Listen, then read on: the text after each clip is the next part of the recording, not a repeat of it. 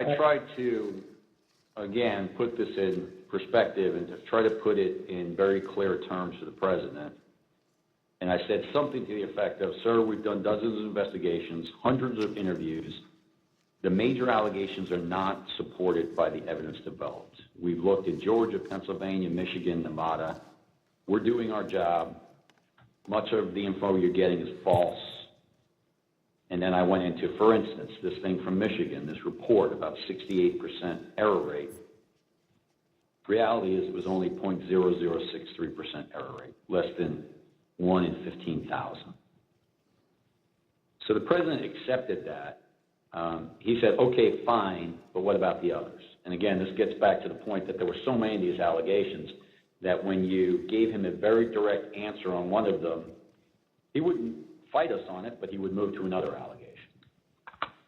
So then I talked about a little bit about the Pennsylvania truck driver. This is another allegation that had come up. And this claim was by a truck driver who believed, perhaps honestly, that he had transported an entire tractor-trailer truck full of ballots from New York to Pennsylvania. And this was, again, out there in the public and discussed. And I essentially said, look, we looked at that allegation. We looked at both ends, both the people who load the truck and the people who unload the truck. And that allegation was not supported by the evidence. Again, he said, okay. And then he said, no, I didn't mention that one. What about the others? And I said, okay, well, with regard to Georgia, we looked at the tape, we interviewed the witnesses. There is no suitcase. The president kept fixating on this suitcase that supposedly had fraudulent ballots and that the suitcase was rolled out from under the table.